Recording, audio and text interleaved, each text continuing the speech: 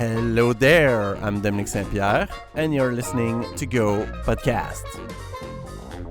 Today I'm joined by Delaney Gillilan, and we talk about Datastar.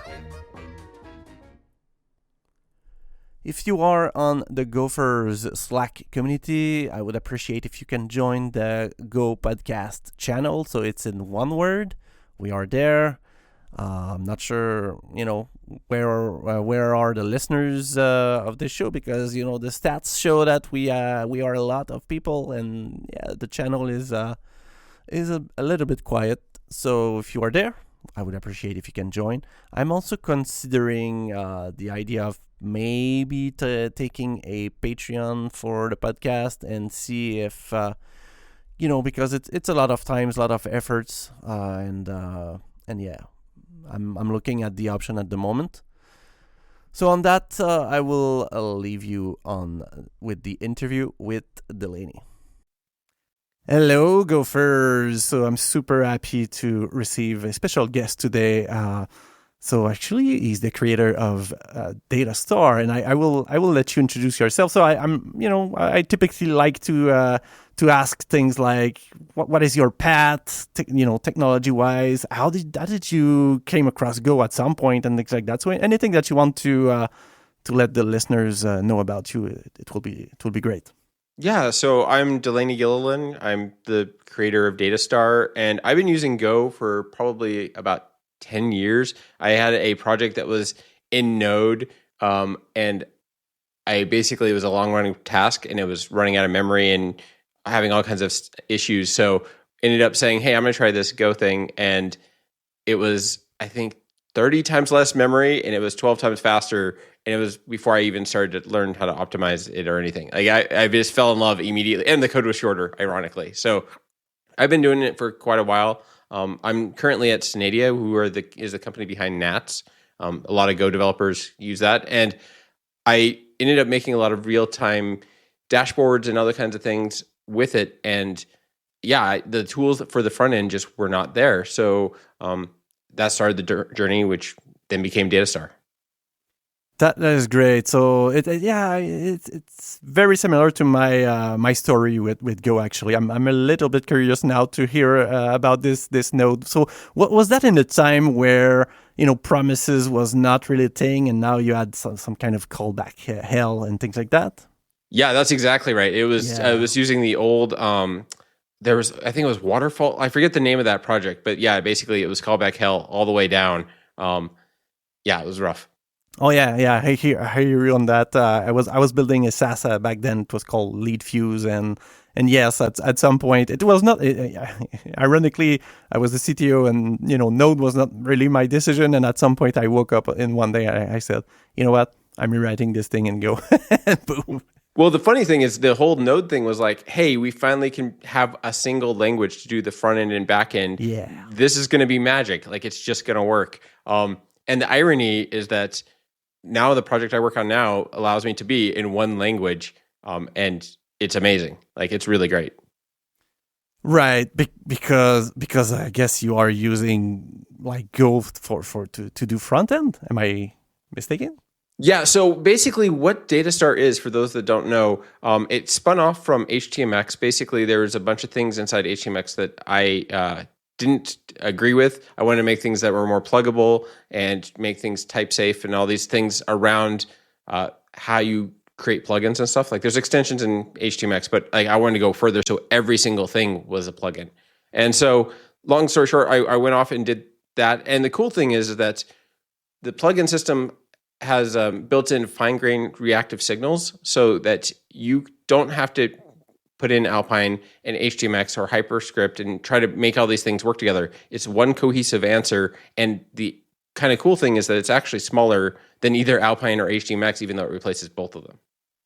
Yeah, that's what I was going after, because I'm a huge user of HTMX and Alpine myself. I've been doing that for a long time now because at some point it's pretty comfortable. So I'm curious to hear a little bit about what exactly are we talking about HTMX when you say that there were some vision that you had that might not align with what it is, or what are we talking exactly? Sure. So I got into doing HTMX a few years ago and got right into it with Carson going, hey, like this doesn't do enough. And to simplify it really is that HTMX is a great library that's trying to solve the problems of the early 2000s. It's basically trying to extend HTML with just a little bit extra to be able to put fragments on the screen, right? But the problem is that that's a very MPA way of thinking, and that's great. And most apps are closer to MPAs than the SPA single page app style. But there's still a lot of reactivity that happens on the page. And so it's not a complete solution. So it's funny, I see these SPA and MPA advocates fighting with each other, and I'm like, I think both of you are wrong. I do think I do think the MPA is a lot closer, but there's still reactivity on the page. There's still things that are in the control of the user. So you need that fine-grained reactivity. You need that stuff. And the problem is things like Alpine and HTMX have a completely different idea of what the main loop is and where things are. Like, for example, event handling is completely wrapped over each other, right? Like Alpine and HTMX completely disagree on things. So if you make a unified set of plugins that are aware of each other, now you can do things in less code. It's actually more efficient and it's smaller. Yeah, I hear you on that. This is interesting. So SPA, so MPA, multi-page application, right? The old school, right? Yeah, right. Yeah, I saw your project a couple of months ago. Someone replied in on Reddit. I don't recall exactly. I haven't heard of it yet, and I have looked at it, and I immediately said to myself, "Wow, okay." So to me, to my current situation at the moment, just combining Alpine and HTMX seems to be a good value. But fundamentally, what is the differences? So am I mistaking that you are like using a lot of data dash and things like that? So there's no the at click, for example, to capture some on-click event in Alpine. So you all do that via the data attribute, right? Yeah, so the whole name of it is literally there's something built into the HTML spec called Datastar attributes. And what it means is that you can put on your own keys and values. It's basically a map of string to string for any element. And when I first saw that spec years ago, I was like, I don't get it. Why do I need this? Like, I already have all my state in the front end. But once you can basically send down these little pieces like data dash signal, data dash on click, on debounce, data dash class, all these different things, now I can hook into and listen to that with a little bit of shim of JavaScript and basically build out these fine-grained reactive expressions. So expressions are not something that's built into JavaScript out of the box. And what I mean by that is that when you want this thing to run whenever one of these signals is updated. So the code that you write is more like a formula in an Excel spreadsheet. And the thing that's different is that, for example, Alpine's using these object proxies, which are really not the slow. It's an older style of doing things. And we're using fine-grained reactive signals. We're using the lowest level thing, and we actually generate the functions the same way as Alpine, but we do it in a unified way where all the plugins can work together. Okay. I think we will need to unpack a little bit about what okay. I'm not 100% sure I get it. So what is the low level reactive way? I'm not sure I understand that. So, for example, it's very similar to what you're used to doing with like X or the data X. It's the same kind of style. But what's happening is that everything is a plugin in a way that like Alpine has a very fixed set, and then you can add extensions. And the way they've written that is there's a very big core. Our core is like less than 4K of like it's the actual engine.ts is like 250 lines. So we're much more built around the idea that you can pick and choose. In fact, if you go to the Datastar website, you can go to the bundler page and actually pick your own bundle, and it can be down to like 5.5 kilobytes all the way up to including every single plugin that does everything Alpine does and everything HTMX does is less than 15K. It's like 14.4 right now. Wow. Okay. I get it. I get the general idea then. And when you said, now I'm able to work in one language, so were you implying that HTML is a thing, and now you can more focus on Go basically?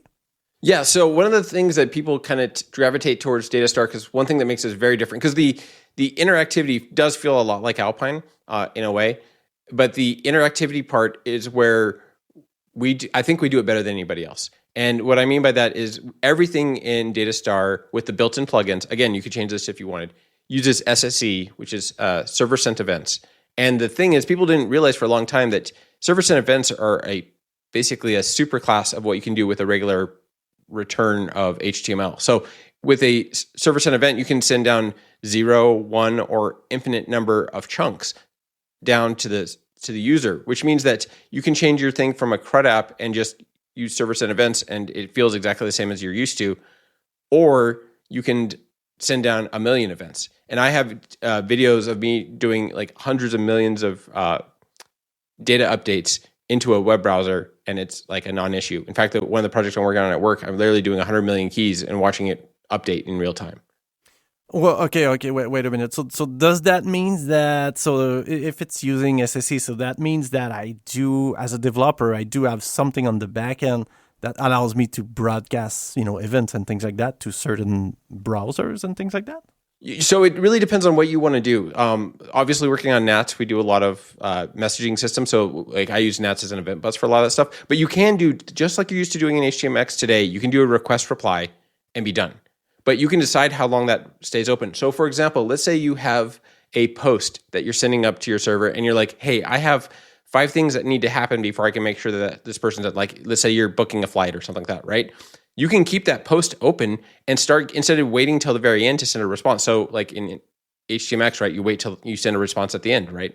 You can start sending a response immediately, like saying, hey, I'm working on this. Hey, I'm talking to this service. Hey, there's 3 other jobs happening. Here's your result. So you can do that on a post and actually get a real-time response. Once you start adding this stuff in, it becomes so handy in every place that you usually would think, well, I'm going to not do that. But once you get rid of polling, you can do all kinds of really interesting things.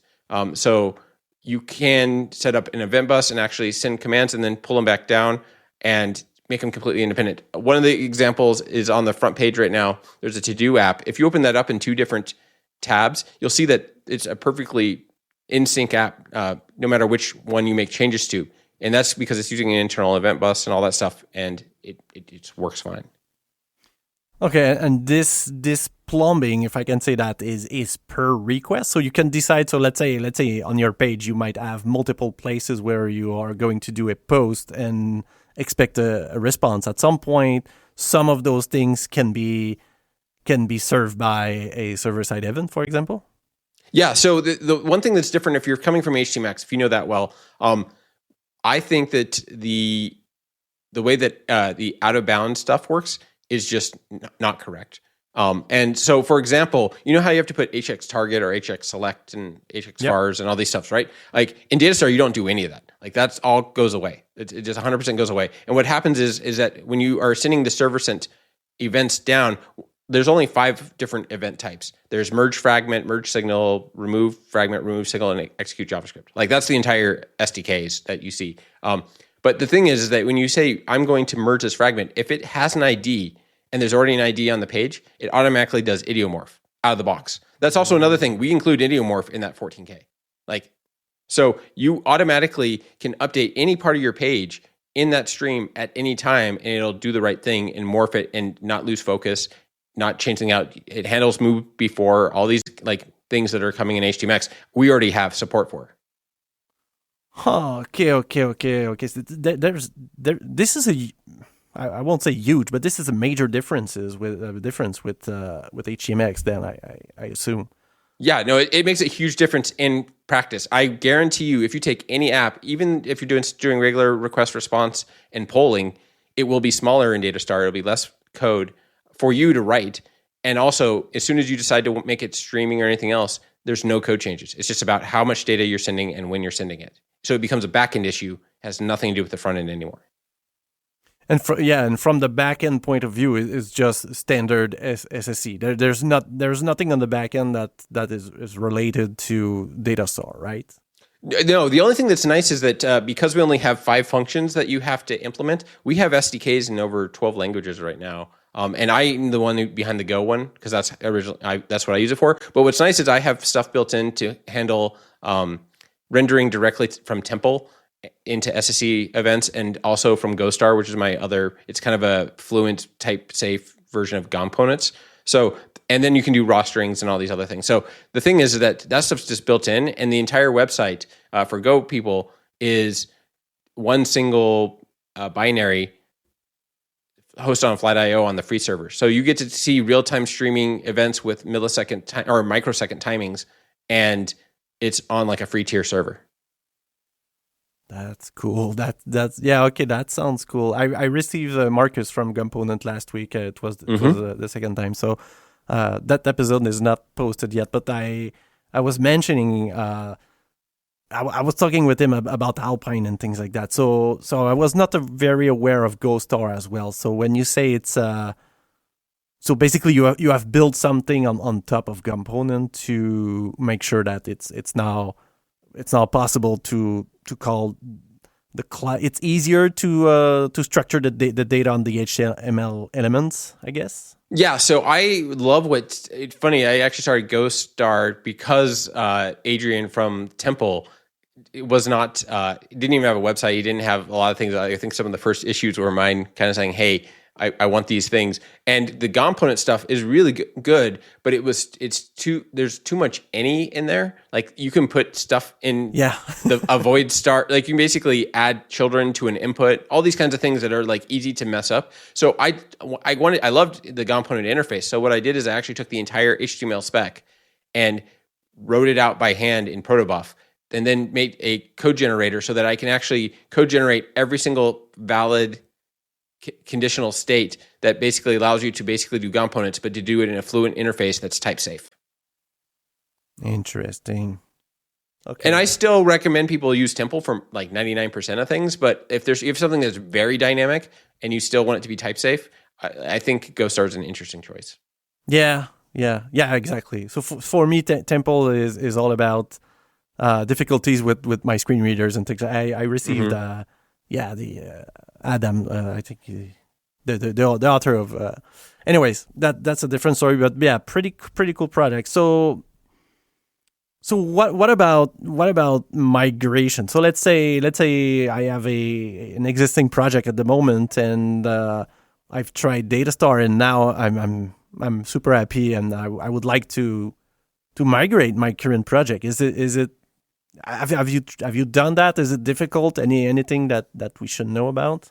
Yeah, the only thing I will say is that we have a lot of people go through the process of unlearning, because there's a lot of things that you kind of get forced into when you think about, because the problem is you have the SPA and the MPA style, and when you can actually do something that's just truly just about hypermedia and about what can I show on this page, which is a resource, right? Like what can I do on this page that's the most interactive, most interesting things? It changes the way you think about things. So a direct port of a HTMX site, it's going to be fine. Like it'll work great, but the real value is when you make things bigger and faster.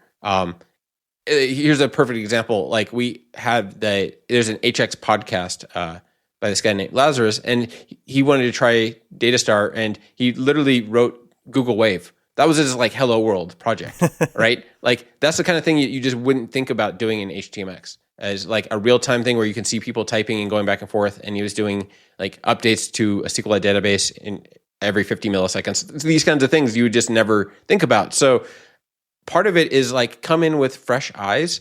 The same way that people came in from a spa going to HTMX, I think there's almost the same difference between HTMX to Datastar. That's it. But it can 100% do all the things that a spa can do feature-wise, and same with HTMX. It's a different beast in some ways. Right. And before you started to decide to write this library, what have you tested a couple of things like all those live views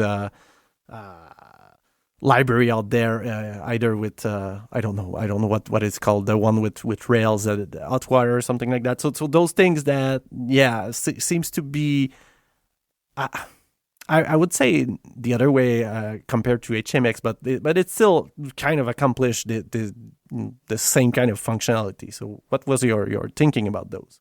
Yeah, no, it's a great. In fact, my background before doing the stuff that I'm doing now, I had like top secret clearance. I was working on a bunch of military stuff and had done a ton of WebSocket work, like a ton of WebSocket work. So when I saw the live view stuff, I said, hey, I want that in Go. And there was a project called Go Racer, which is literally me making that work in Go. And the problem is that WebSockets are a nightmare for actually deploying things. The nice thing about SSE is it's just a normal HTTP fetch request. That's it. There's nothing special about it. It just works over every firewall, doesn't have a special handshake, doesn't have any extra cost. It's literally the cost of like one extra header if you don't set any headers. Like that's all it costs. So the problem with Live View is that it's actually trying to diff and keep state on the client and server and it's a CRDT problem.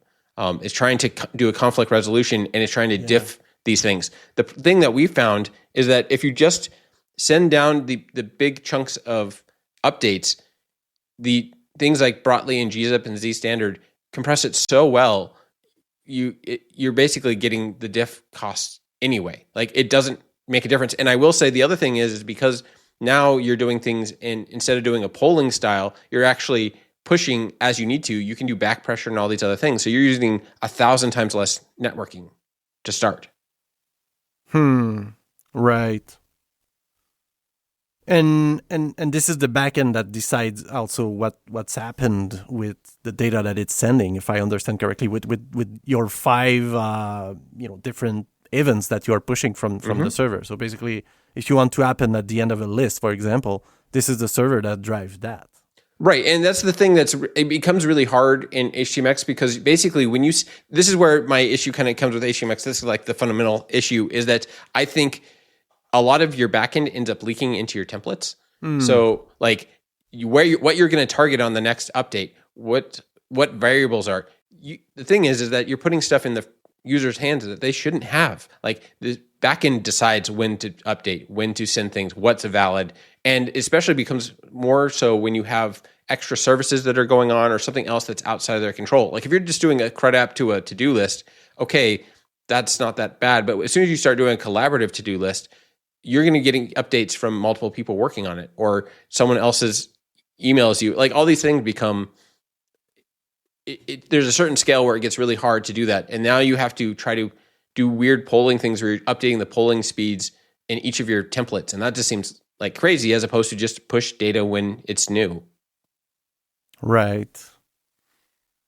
So what happened exactly? So when you decided to jump into writing this library, so how did it went at this point in time, and where are we in what year exactly and things like that? So what happened there? Sure. So in fact, the irony is that I was trying to work on SSE and some other things with HTMX. And I basically said to Carson, hey, I've read through all your code. I've read through all the Alpine stuff.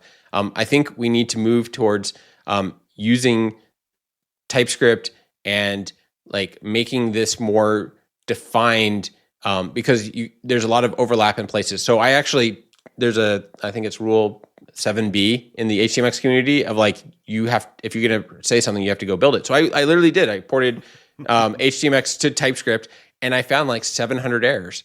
And a lot of it was just things like making assumptions on elements and a bunch of, like a lot of it was that. Some of the type checking, I basically got it down to about 300 errors.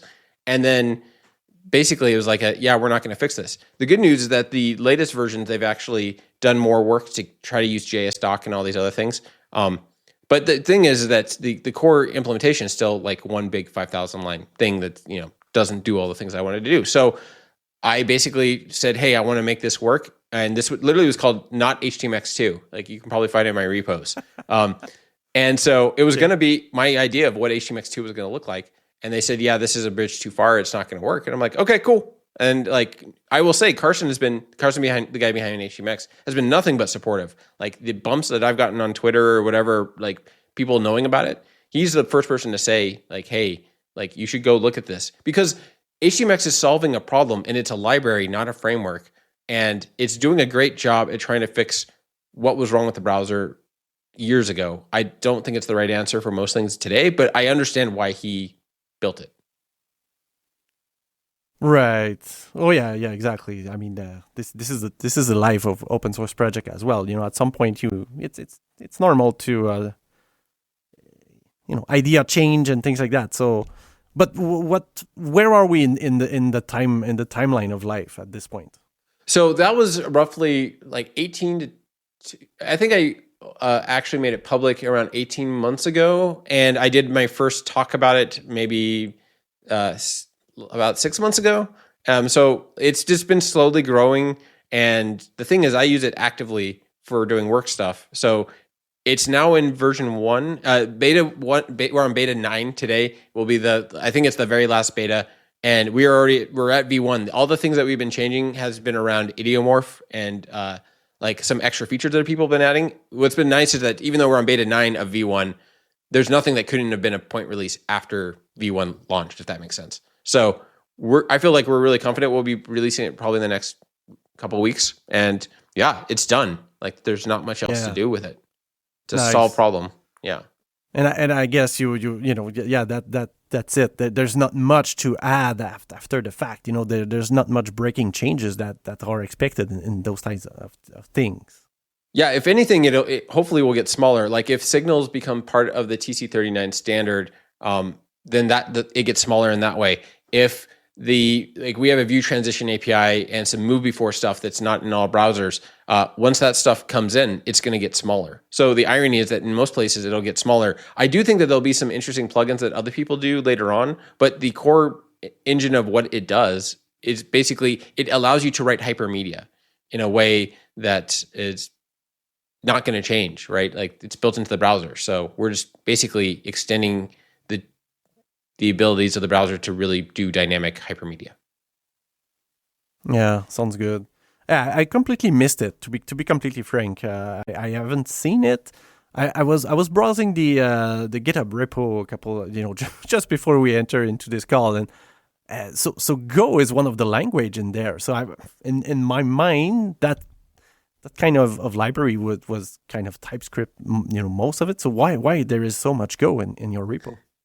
Well, the thing is, the entire site is written in Go, and in fact, we don't use node modules or npm at all. We don't use Vite or Vite for any of the front end stuff. We actually use the website is actually a ES-build compiler of the TypeScript. So it actually when you change the bundler, it's actually live building you a custom version of Datastar on the fly. The compiler is built into the website. Oh. So the entire website is written in Go because that's what I tend to use. All 50 to 60 examples plus like even more tests are all written in Go. So yeah, I think just Go is a great combination of a solid runtime, and everything is channels and push based and Go routines. It's what I think the future is going to be for doing web development because it has all the right features to move quickly and yet still be very performant. Right.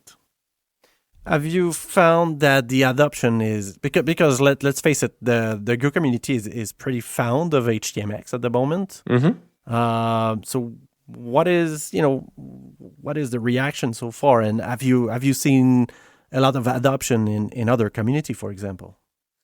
What's weird is we're getting a ton of movement in the like Elixir, Erlang, Clojure. Really? Yeah, because the thing is, it basically the dirty secret is that Datastar is a functional reactive programming dream, because all the things that they were trying to do with React around should component update and all that, it's native in Datastar. We do like immutable hash structures and all these things to make things fast out of the box that are not the norm in this space. So the irony is that Datastar is actually like an endofunctor in the truest sense of the word that allows you to actually do like all the monoid stuff that they talk about, that they wrap React to try to make happen. Datastar just does it natively, and we're way faster. Oh, you said the M word. I hope I haven't lost too many listeners in here. Yeah, sorry. Well, the thing is that being a Go dev doesn't mean that you don't take good ideas, right? Like the idea, the thought process that, hey, I can render the backend and do whatever I want, and everyone in every front end sees that as a projection.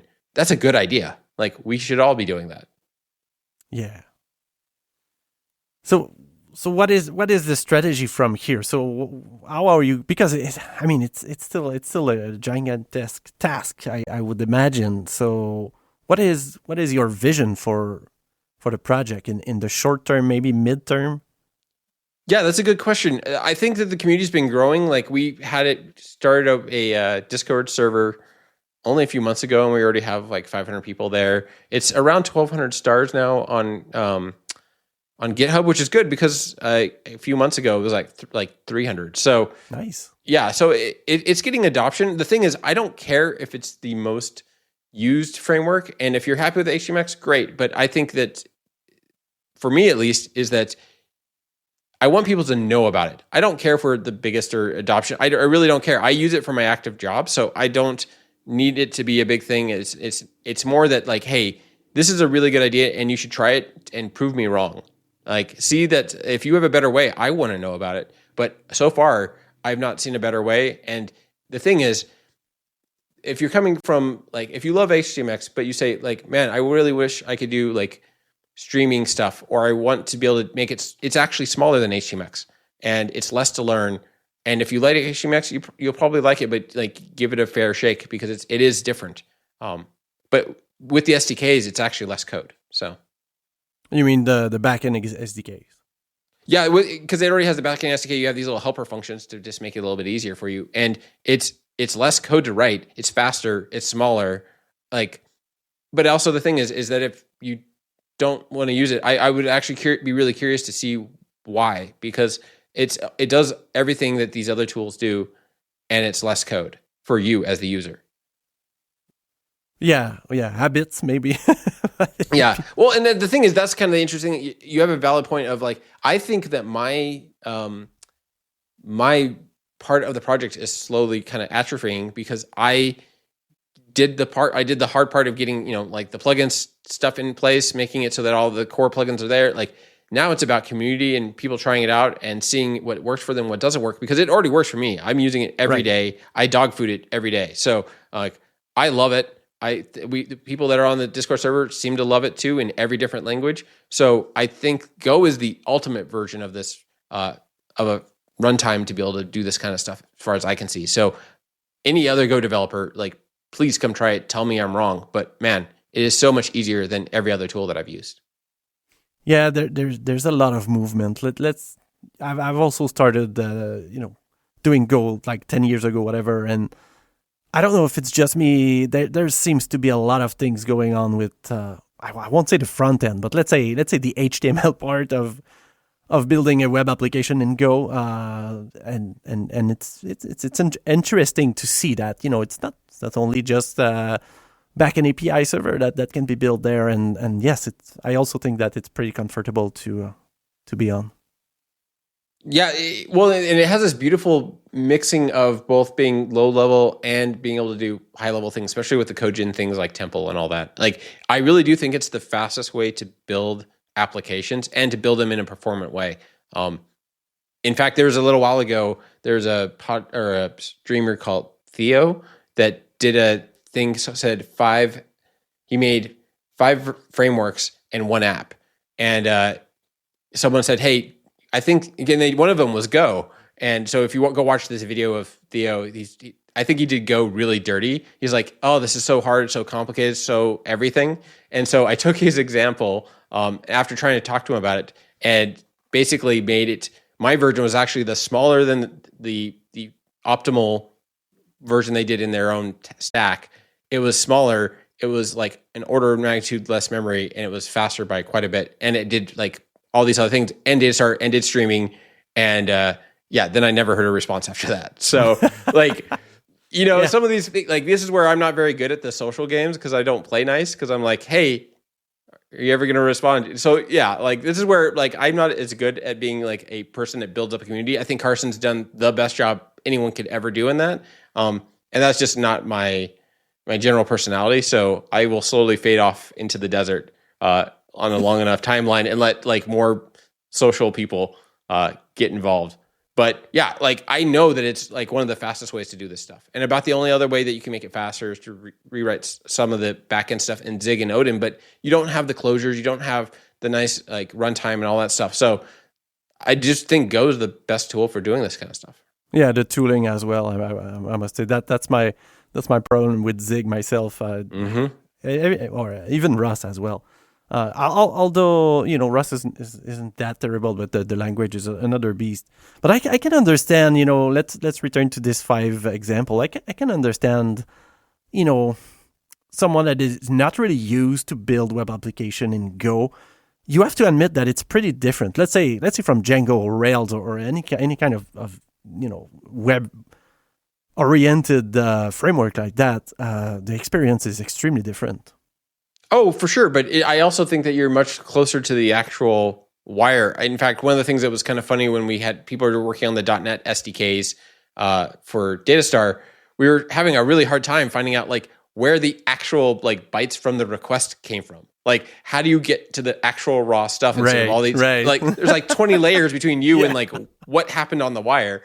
It was really funny. Whereas I think Go is the right amount of thing because you can build up to do higher order components and doing all these kinds of ideas, but you don't have to start there. You learn what's actually happening over the wire, and it's the one thing that's really nice about Go is that it takes more to write than it just does to read. Like reading it is wonderful. Writing it is a little bit of a slog, but with the tools like Copilot and all that stuff, you can get if error auto-completed for you nowadays. Like that is just a non-issue for Go. So I love the fact that, yeah, it's a little bit more to write, but man, I know exactly what's going on at every line. Oh yeah. I've said it before. I will say it, the if error for me is just good. I mean, I like that. Errors are values, people. Like that's fine. I was working on a Python code base recently, and I mean, this is insane. This is crazy. The amount of things that you need to be careful with a try catch and things like that. So, do you see a lot of how can I say that to not be weird or things like that? So there's a lot of React out there. How is there any enticing thing for them to try a solution like Datastar? Yeah, so I have a little while back I did a talk where I was showing I was doing a real-time 3D game engine inside of the browser, and I was updating every frame with Datastar. Like using like straight web component or using web components and driving those with Datastar. And I was doing thousands of elements on page, and I was doing them at 144 frames per second. And it just works. And the timings are like to render a page, it was like a millisecond. So Datastar is capable of doing some crazy things. In fact, there's a thing called DBmon, which was like the first React demo that said no one else can compete with us on this demo, showing it off. And it's on our website. It's called DBmon. And even coming from the back end to the front end, I'm doing that in like 200 to 300 microseconds. Like it's just the things that people say that you have to have a SPA for. It's just not true anymore. It's an invalid position. And I think that's where the fight is happening right now, is that it's SPA versus MPA, and Datastar can do any feature that either one of those things can do out of the box, like with no extra tooling. So in less than for a one-time $15K cost or less, you can be in the language of your choice. And we have a lot of people, like for example in TypeScript, we have a ton of people that use that in their backend using like Hano on Bun. So they're really using Zig, and they're using a layer on top of it, and they're getting great numbers. So like I think it's a lot of times, especially with the new, like I liked React back in the like 0.6 days, or like that was like a decade ago now. But the thing is, it was a library for doing like diffing of stuff because it is a good way to think about the problem. The irony is that when you have things like Temple, you basically have JSX in your backend, and now you can like take the data directly from your database and put it into your response. One of the things that I love showing people is that a lot of times Carson talks about locality of behavior, right? Like getting things close. Well, there's nothing closer than Datastar because you can literally say, hey, I'm going to fill in this table. You start your SSE event, and every row that you pull from SQLite or something, you literally start sending that event immediately, like that row. So you can literally take directly from the database directly into your template. And there's nothing faster. And it feels basically instant. So instead of the thing with JSON and React, you're waiting for the entire JSON response to come back, right? Like you're waiting for that. Whereas Datastar, you've already loaded half the table before that, like basically before the person even realizes that the table's loaded. You're talking about I think I understand what you mean. So the table rows that need to refresh when you scroll, No, like when you're first rendering the table, like let's say you have a data grid and you are trying to get that onto the page. In a React way, you would say, hey, I need to make a call to the backend. It hands me some JSON, and then I do all the VDOM stuff to render out the grid, right? Yeah. In Datastar, you say, hey, I need a data table. It starts sending down the rows as it's pulling it from the database. So instead of waiting till the end to send you back JSON, it's already sending you the rows as it's getting them. Because of the SSE. Mm-hmm. So you can start doing that immediately. So the request response time is like as fast as your physical connection can be. But your data query is still not streaming. So how do you send the first record? So I tend to use I use a lot of event sourcing. So I end up using SQLite locally for most things. Like SQLite can handle millions of rows and all these things, and so like I can be streaming directly because it's within process. So I can have my database actually directly have all this information immediately. Interesting. Like we're talking nano to microseconds for most of these things to start up and start sending data back.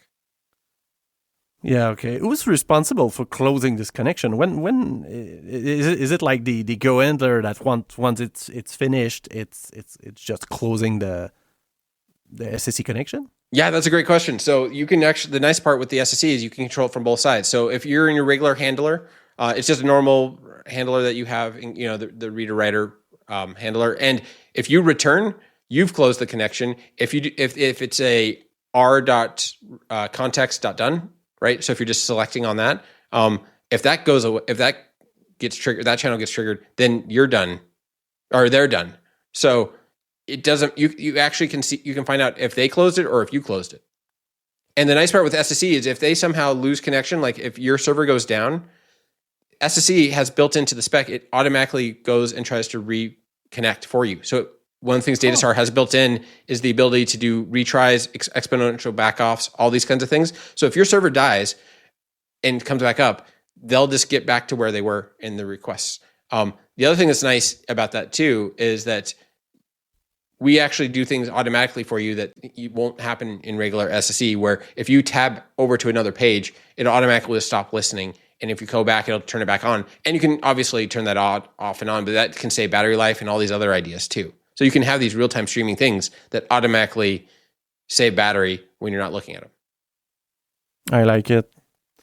But let's say, okay, let me test that a little bit. So let's say I would like to replicate a single page, meaning that I will need some router at some point to catch when I click on the link. Let's say we have a menu, a nav bar on the top, and I would also, let me know if it's a good idea or it's terrible. But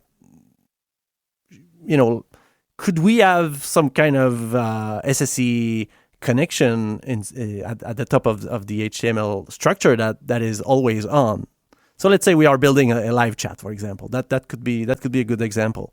So we could have some conversation on the left. Let's say we have a nav on the left, but our connection to the server is, it's not going to close or reopen at each time we switch to a new conversation. Yeah. Are you familiar with CQRS? Do you know that acronym? Yes and no. I mean, okay. This is going to be really easy. It's going to be easier than like you just you're literally almost there day one. So the CQRS is command query responsibility segregation. And all that's saying is that you separate your writes from your reads. And in this situation, this is the way I actually do Datastar, but like for some people, it's a bridge too far because they're just used to polling and normal web stuff. But what I do is I load the page, and I have an endpoint, and I basically say if it's the first time if it's not a Datastar connection, render the whole page, right? Like you render that initial kind of shell, and then on that shell there's a data-on load that does the same URL up, and because it has a header request built in, I now know it's a Datastar event. Now I can start saying I'm going to stream updates as the page happens, and then I also, during that same time, I'm actually registering into an event bus so that anything that changes anywhere on the page automatically gets sent down and re-renders events. So I use Nats obviously for work, and one of the things that we have built in is a key value store.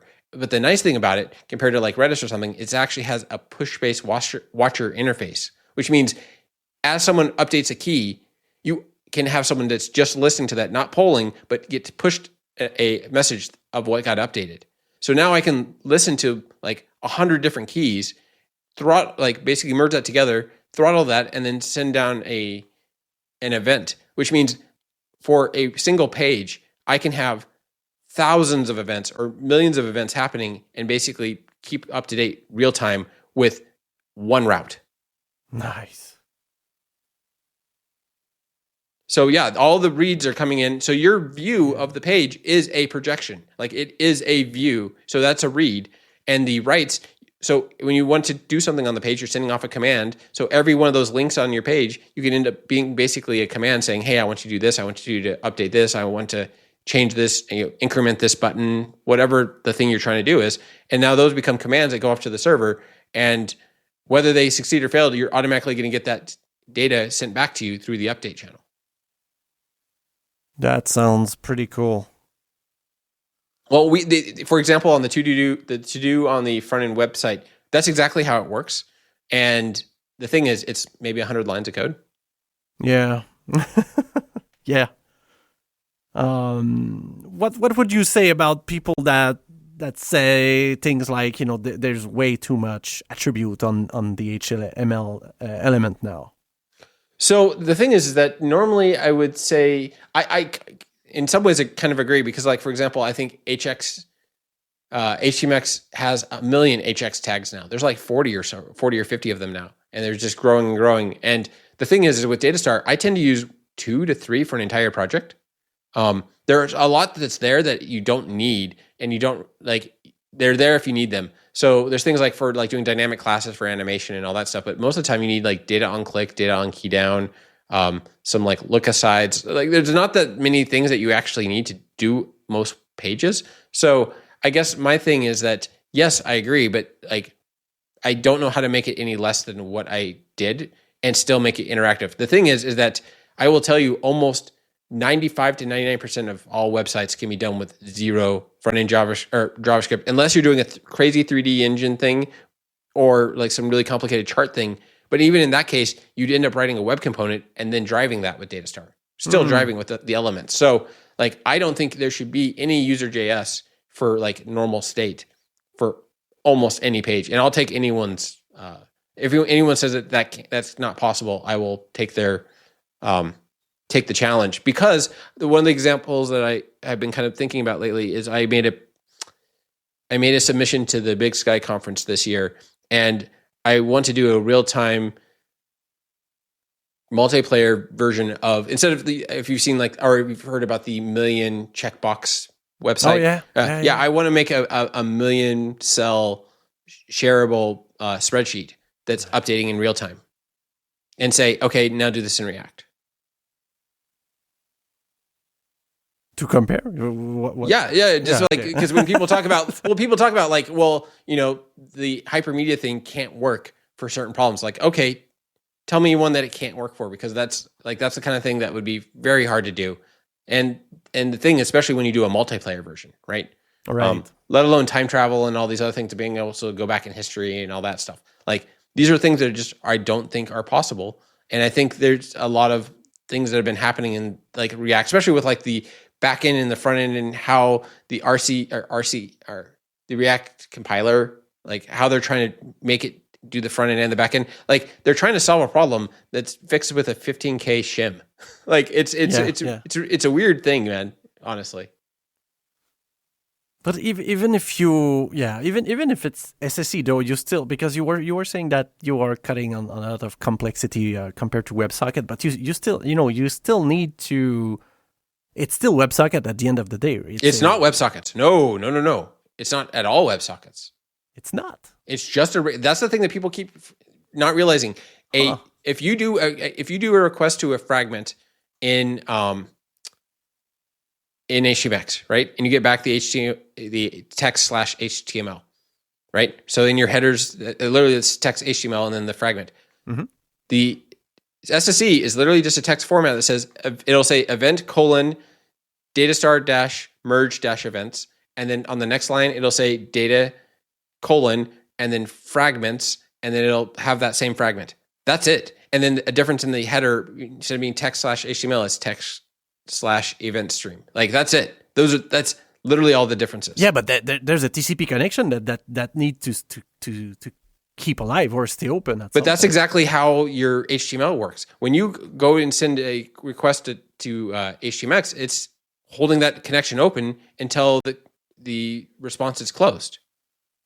The exact same thing happens in Datastar. Literally the exact same thing. You're just saying with the chunks encoding, you're just saying, hey, when you see 2 new lines, send it off to the user. That's it. That's literally the only difference. So just like when you're doing a form and you're sending up a big video or something, you're actually doing chunked response or chunked encoded. Right. It's literally the exact same thing, but in reverse. You're just sending down the text things and saying, hey, this buffer's good, flush it. That's it. That's literally all the differences. So there is no WebSocket. There is none of the handshakes. There is no sticky sessions. There's none of that. It's literally just a regular fetch. That's one of those things that people don't like. That's why what Datastar is doing to me is magic, because it is just as simple as HTMX, but now you have these superpowers. So instead of just sending down a fragment, I can send down different events. Also, if you get a disconnection, it automatically does reconnects. It automatically tells you like where you were in the responses, all these kinds of things you just get for free. Yeah, but who is responsible for resuming this process?